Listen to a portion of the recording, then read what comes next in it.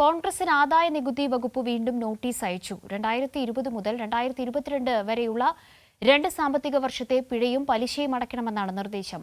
കഴിഞ്ഞ ദിവസം 1823 കോടി രൂപ പിഴയടയ്ക്കാൻ നോട്ടീസ് നൽകിയിരുന്നു. നികുതി പിഴയിലും പലിശയിലും സുപ്രീം കോടതിയിൽ നിയമപോരാട്ടത്തിനൊരുങ്ങുമ്പോൾ കോൺഗ്രസിനെതിരെ നീക്കം ശക്തമാക്കുകയാണ് ആദായ നികുതി വകുപ്പ്. ഇന്നലെ രാത്രിയോടെ 2 നോട്ടീസ് കൂടി IT വകുപ്പിൽ നിന്ന് ലഭിച്ചതായി കോൺഗ്രസ് നേതാവ് ജയറാം രമേശ് പറഞ്ഞു. 2020, 2021, 2021, 2022 വർഷങ്ങളിലെ പിഴയും പലിശയും അടയ്ക്കണമെന്ന് ആവശ്യപ്പെട്ടാണ് നോട്ടീസ്.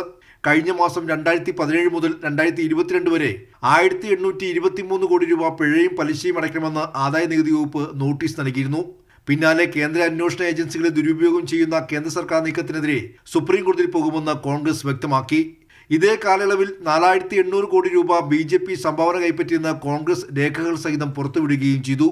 എന്നാൽ IT വകുപ്പ് BJPക്കെതിരെ യാതൊരു നടപടിയും സ്വീകരിക്കുന്നില്ല. പ്രതിപക്ഷത്തിനെതിരെ മാത്രം നടത്തുന്ന നീക്കങ്ങളെ പ്രതിരോധിക്കാൻ ഒരുങ്ങിയാണ് ഇന്ത്യ സഖ്യവും. കോൺഗ്രസിന് പിന്നാലെ CPI, തൃണമൂൽ പാർട്ടികൾക്കും ആദായ നികുതി വകുപ്പ് നോട്ടീസ് അയച്ചിരുന്നു. ആദായ നികുതി വകുപ്പിന്റെ നടപടിക്കെതിരെ നേരത്തെ ദില്ലി ഹൈക്കോടതിയിലും ആദായ നികുതി അപ്പലേറ്റ് ട്രിബ്യൂണലിലും സമീപിച്ചെങ്കിലും അനുകൂല വിധി കോൺഗ്രസിന് നേടാനായില്ല. തിങ്കളാഴ്ച സുപ്രീം കോടതിയെ സമീപിക്കാനാണ് കോൺഗ്രസിന്റെ നീക്കം. കൈരളി ന്യൂസ്, ദില്ലി.